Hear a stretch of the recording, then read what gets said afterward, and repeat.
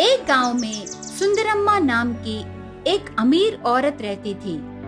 उसका बेटा कुमार उसके दो दोस्तों से मिलकर व्यापार शुरू करके बहुत मेहनत से उसे ऊंचे स्थाई पर ले जाकर अभी बहुत लाभ कमाने लगता है। इसीलिए खुशी से मिठाइयाँ लाकर घर आकर कुमार अपनी माँ और पत्नी कुसुमा को बुलाकर ऐसे कहने लगा। हाँ, कुसुमा, कहाँ हो? जल्दी क्या आओ। हुआ बेटा, इतने खुश लग रहे हो, क्या बात है?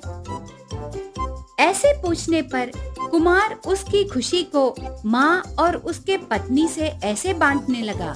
और कुछ नहीं माँ, मैं मेरे दोस्तों से मिलकर रहे व्यापार में बहुत लाभ आए हैं। ये हमने बिल्कुल नहीं सोचा था। ऐसे कहने पर पत्नी कुसुमा ऐसे पूछने लगी। बहुत अच्छी खुशखबरी सुनाई आपने, ये सब माता का दया है, ऐसे कहती है। इतने में सास बीच में आकर ऐसे कहने लगी। अब बस कर कुसुमा, ये सब मेरे बेटे का भाग्य है, उसकी मेहनत है। तू हर एक विषय को लेकर तेरे माता के खाते में मत डाल। वो सब ठीक है, बेटा तो ऐसा भी मुंह मीठा कर रहा है, तू जाकर उसकी मनपसंद बिरयानी बना, जा। ऐसे बहू की बात टालकर अंदर भेज देती है। इस प्रकार सुंदरम्मा को पैसों का अहंकार शरीर में नस नस में रहकर उसके आंखों को कोई भी दिखाई नहीं दिए जितना पैसों का पागलपन बढ़ जाता है। इस तरह दिन बीतते गए। एक दिन सुंदरम्मा बाहर आराम से बैठकर चिल्लर पैसे गिनती रहती है। तब एक साधु हाथ में एक जपमाला, कंधों पर एक झोली लेकर वहां आकर सुंदरम्मा से ऐसे कहने लगा। भवती भिक्षान देहि। ऐसे पूछता है। तब सुंदरम्मा निराशा से ऐसे कहने लगी। आ गए हो क्या? तुम्हारा काम बहुत अच्छा है, मेहनत करने की जरूरत ही नहीं, आराम से पैसे भीख मांगकर कमा लेते हो। पर अभी मेरे हाथ खाली नहीं है, और एक घर ढूंढ लो, जाओ जाओ। कम से कम उस साधु को चिल्लर पैसे दिए बिना ही बातें कहती है। तब वो साधु ऐसे कहने लगा। ये बात है माँ, ठीक है, जल्द ही तेरे हाथ खाली होने के बाद तब मैं आकर तू जो देती है वो लेकर जाऊंगा। ऐसे कहकर चला जाता है। इस प्रकार साधु कहे एक हफ्ता बाद कुमार दुखी होकर घर आता है। उसको देखकर माँ ऐसे कहने लगी। कुमार बेटे, क्यों ऐसे हो, क्या हुआ? ऐसे पूछने पर कुमार दुखी होकर ऐसे कहने लगा। और क्या हो ना माँ, मैं मेरे दोस्तों के साथ मिलकर व्यापार कर रहा हूँ ना, उनमें से एक हमारे व्यापार को डुबाकर पैसे पूरे वही लेकर चला गया। वो जाने के बाद दूसरे वाले ने भी मुझसे मुंह छुपाने लगा। आज ही वो पता चला माँ। ऐसे कहने पर पत्नी कुसुमा ऐसे कहने लगी। माता, ये कैसी परीक्षा है? ऐसे कहती है। वो बात सुनते ही सास गुस्से से बहू को दिखाकर ऐसे कहने लगी। देख रे, अच्छी तरह देख, हर समय माता माता कह के पूजा करती रहती है। अभी तेरे पति का व्यापार जल जाने से तेरी माँ क्या कर रही है? ऐसे बहू पर चिल्लाती है। तब शुरू होती है उस परिवार का पतन।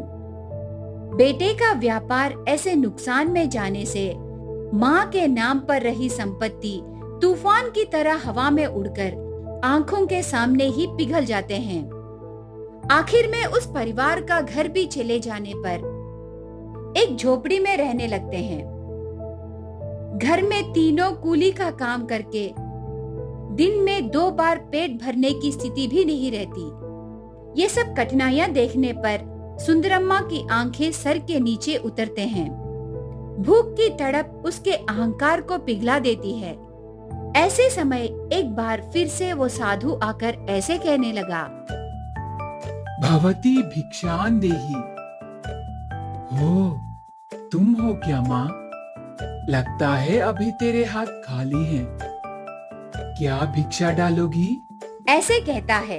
तब सुंदरम्मा अतीत में अहंकार से किए बातों पर शर्मिंदा होकर ऐसे कहने लगी, मुझे माफ कीजिए स्वामी, उस दिन मेरे पास पैसे रहने के अहंकार से आपको कुछ नहीं दिया है, लेकिन आज आपको देने की इच्छा है पर दे नहीं सकती क्योंकि हम ही इतने परेशानियों में हैं।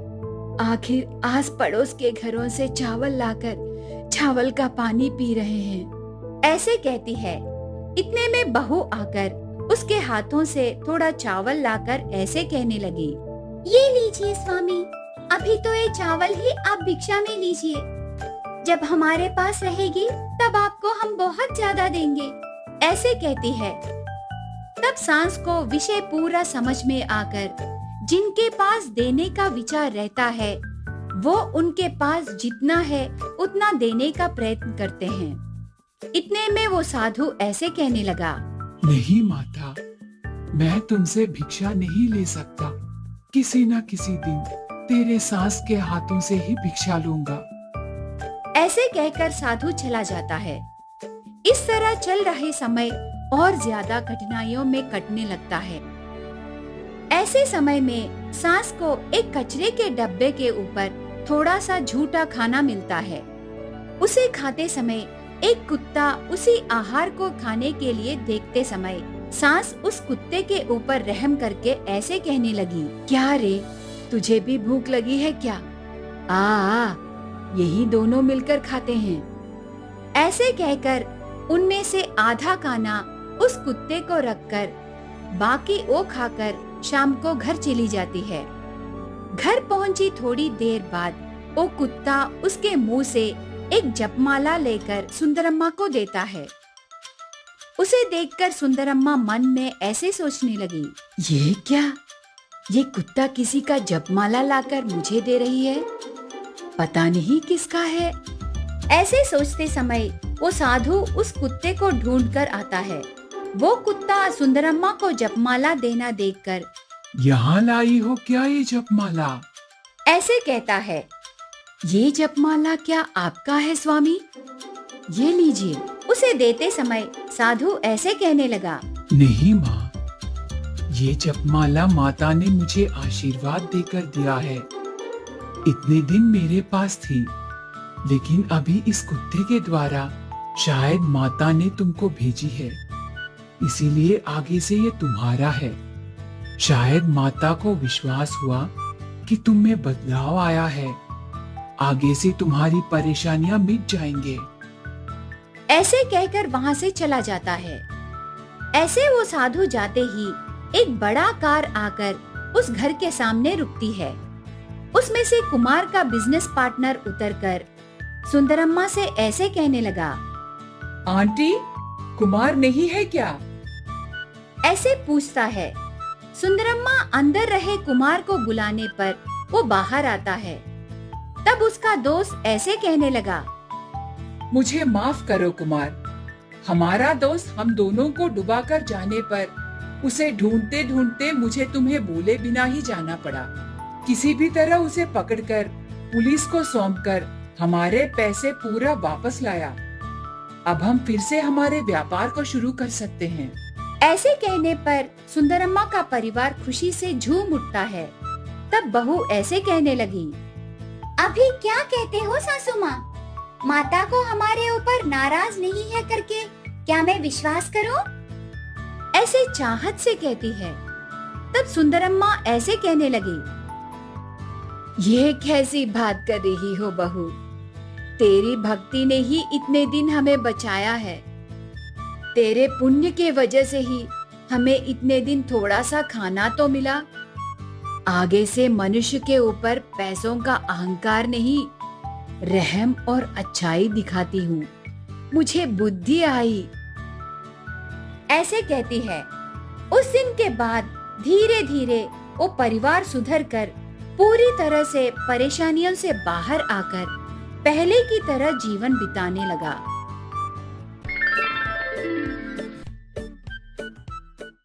एक बार था एक लड़का शंकर नामक,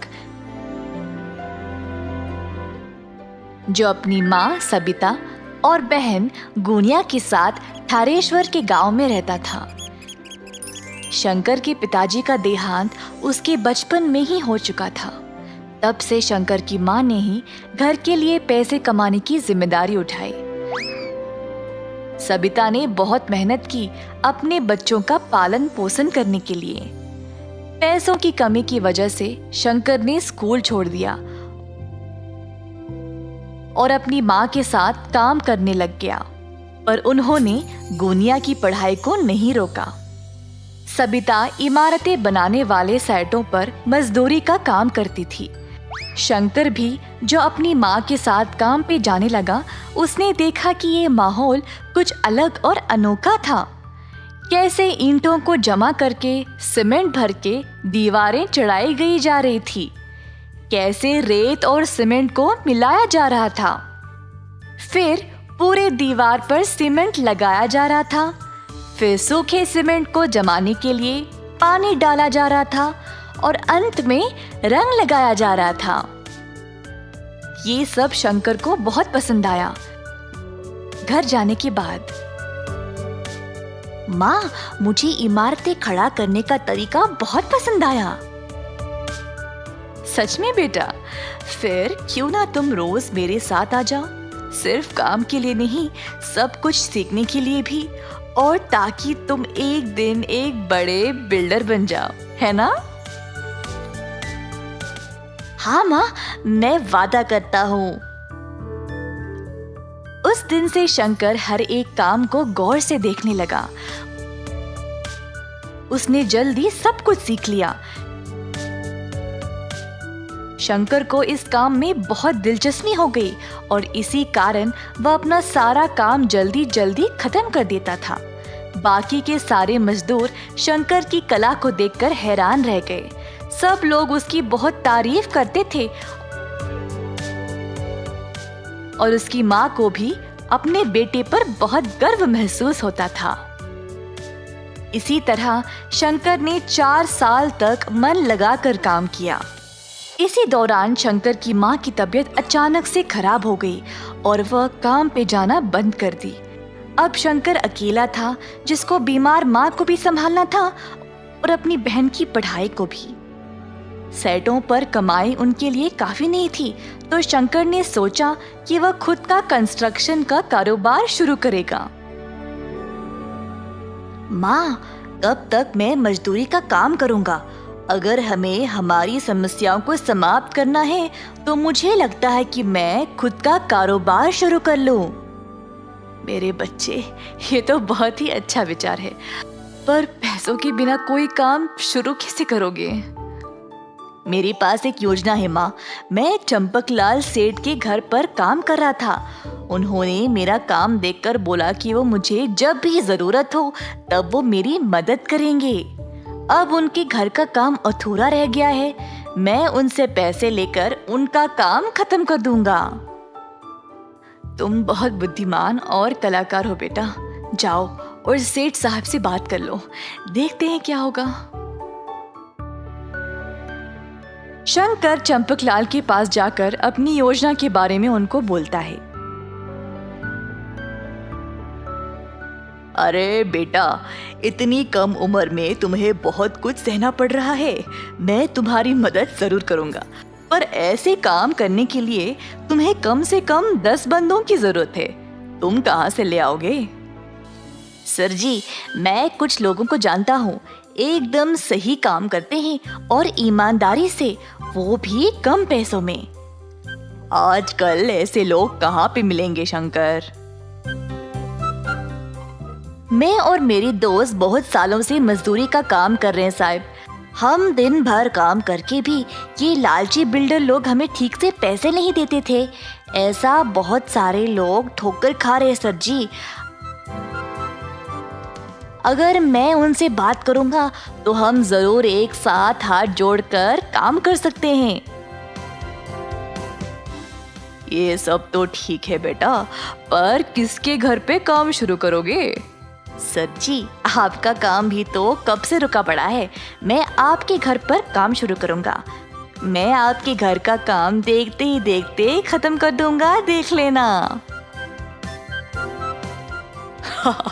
ठीक है बेटा, जाओ और भगवान का नाम लेकर ये शुभ काम शुरू करो।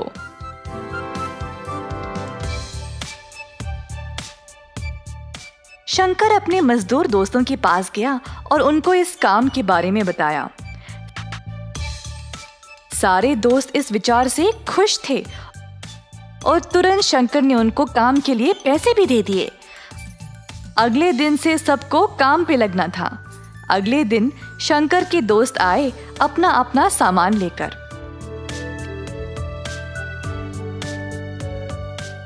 शंकर ने बचे हुए पैसों के साथ बाकी का सामान लाया, जैसे कि सीमेंट, रेत वगैरह। मजदूर पहुंचने से पहले ही उसने सारा माल और सामान तैयार रखा। सब लोग इस नए काम को लेकर बहुत खुश थे। क्योंकि सब जवान थे, वह काम भी जल्दी जल्दी खत्म करने लगे। शंकर बाकियों को सही दिशा दिखा रहा था काम करने का, और देखते ही देखते 2 महीनों के अंदर सारा घर तैयार हो गया। चंपकलाल का ये नया घर देखकर सब लोग हैरान रह गए। शंकर के पहले मालिक भी ये काम देखकर आश्चर्यचकित रह गए कि उसने इतना अच्छा मकान बनाया। चंपकलाल सेठ का घर देखकर अब बाकी के लोग भी अपने अपने मकान बनवाने के लिए शंकर को बुलाने लगे। शंकर बेटा, तुमने इतने कम समय में मेरा इतना अच्छा मकान बना दिया। वाकई में लाजवाब काम किया तुमने। सेठ साहब ने फिर शंकर को अपने काम के लिए अच्छा खासा पैसा भी दे दिया। पैसों के साथ उसने अपनी माँ की सेहत का ख्याल रखा और अपनी बहन को बेहतर स्कूल में डाला। उसने खुद के परिवार के लिए भी मकान बनवा लिया। 18 वर्ष के अंदर अंदर शंकर ने कई प्रकार के लोगों से काम कर लिया। उसने अपनी कला का इस्तेमाल किया मेहनत के साथ, जिसकी वजह से उसको प्रशंसा मिली। अंत में उसने अपने परिवार को सुखी भरा जीवन दिया। इस कहानी से हम ये सीखते हैं कि परिश्रम के बिना प्रतिभा किसी काम का नहीं।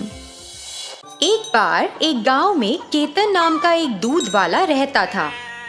जैसा कि केतन गाढ़ा और शुद्ध दूध बेचा करता था, गांव के सभी लोग उससे ही दूध खरीदना पसंद करते थे। केतन गाढ़ा और शुद्ध दूध बेचने में सक्षम था, क्योंकि वह कुछ गायों का मालिक था और वह उन्हें चराने जाता था। वह 8 गायों का पालन पोषण करता था और उसने उनका नाम गंगा, भद्रा, भैरवी, रुद्रवी, बाला, सेतु, चंडी और द्वारक्षी रखा। सभी 8 गायों में से भद्रा वो है जो हमेशा एक या दूसरे तरीके से गड़बड़ी पैदा करती थी और केतन उसके आगे पीछे भागता रहता था। एक दिन केतन ने अपनी सभी 8 गायों को खेतों में निकाला ताकि वे चर सकें। उसी समय भद्रा ने कुछ शरारत करने का सोचा। मैं इस चुप्पी को सहन नहीं कर सकती। कोई मजा नहीं है, कोई मनोरंजन भी नहीं है। मुझे अब कुछ पागलपन करना होगा। उसने झुंड से बाहर निकलने और कहीं छिपने का फैसला किया। जब उसने देखा कि केतन अपने विचारों में खो गया है, भद्रा धीरे धीरे खेतों में घनी घास की ओर चलने लगी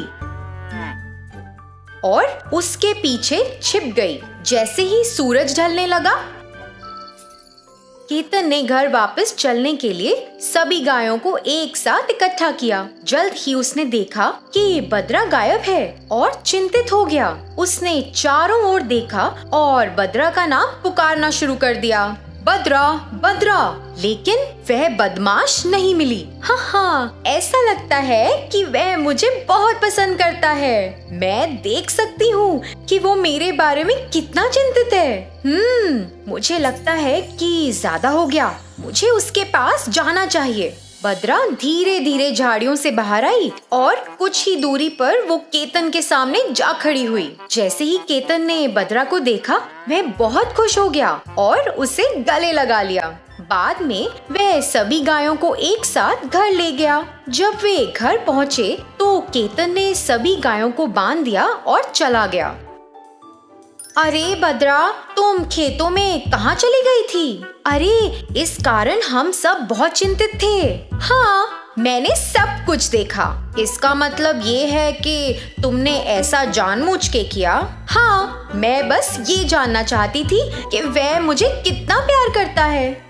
वाह, तुम तो बड़ी होशियार हो। तुम केवल एक ही हो जो इस तरह से सोच सकती हो। हाँ, तो मैं तुम लोगों की तरह बोरिंग गाय नहीं बनना चाहती।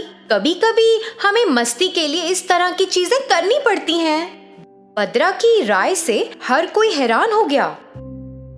अगले दिन केतन दूध लेने के लिए गाय की शरण में गया। जैसे ही वह वहां पहुंचा, उसने एक लाइन में सभी गायों को खड़ा किया और गायों से एक के बाद एक दूध निकालना शुरू कर दिया। बद्रा को छोड़कर सभी ने साथ दिया और केतन केवल उससे बहुत कम मात्रा में दूध एकत्र कर पाया।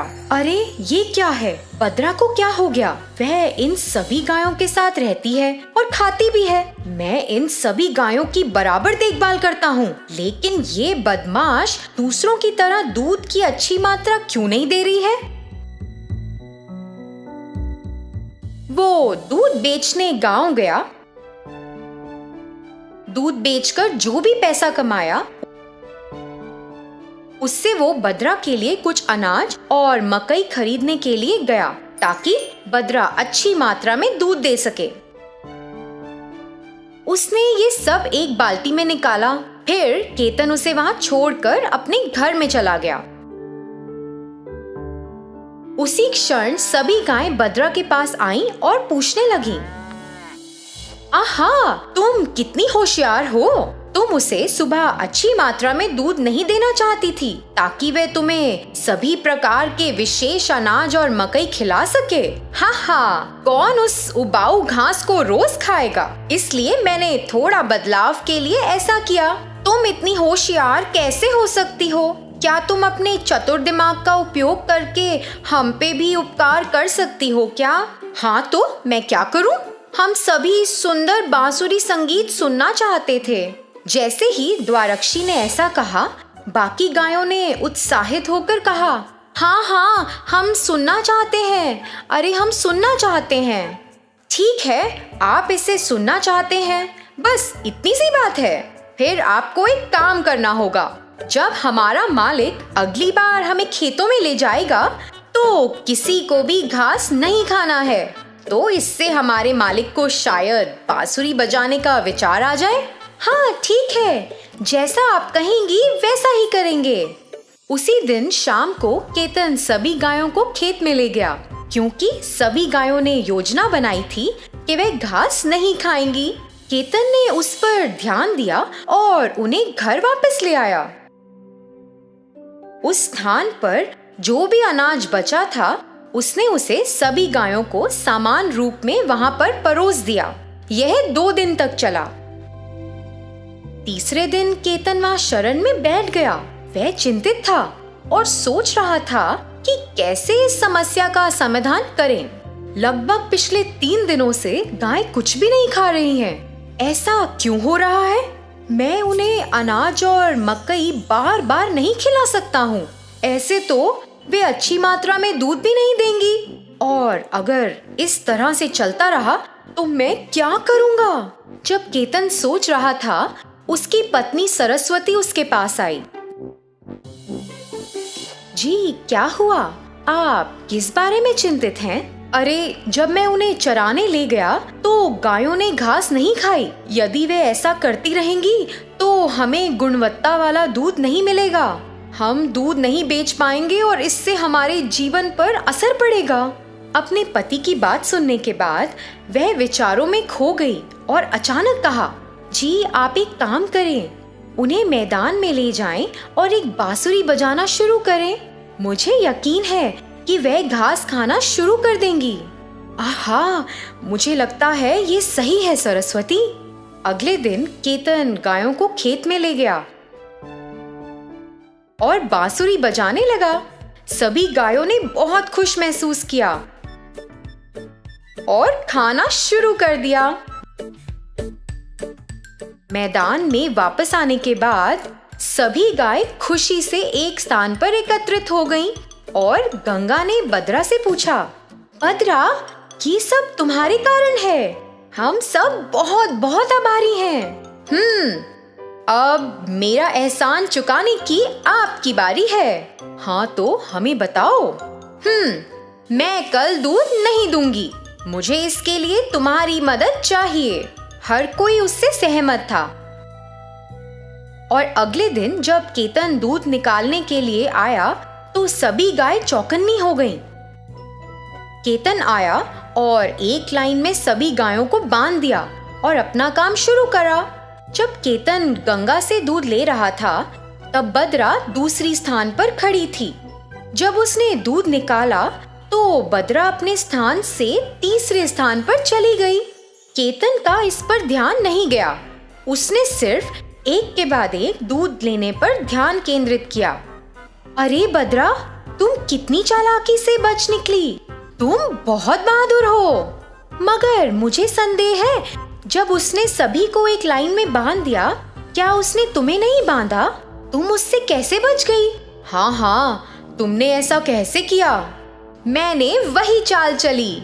हा, तो आप लोगों ने भी उस पर गौर नहीं किया। हम गर्व महसूस कर रहे हैं कि हमारे भीतर ऐसी बुद्धिमान मित्र है।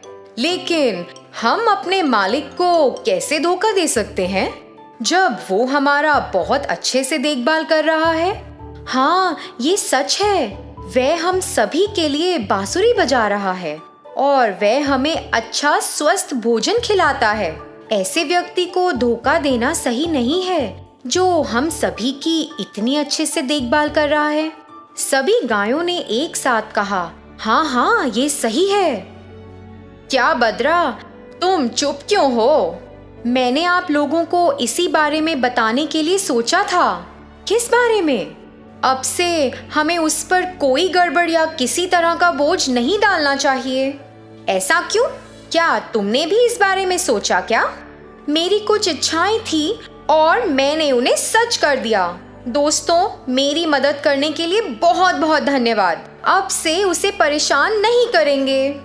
बद्रा की बात सुनकर अन्य सभी गायों को बहुत खुशी हुई। उस दिन से सभी गायों ने वहां दिनचर्या का आनंद लिया, जैसे खेतों में जाना, बांसुरी सुनना, घास खाना और घर वापस आना, और फिर अनाज और मकई खाना और अच्छी गुणवत्ता वाला दूध देना। यहाँ तक कि केतन अपनी गायों को स्वस्थ देखकर बहुत खुश महसूस करता था।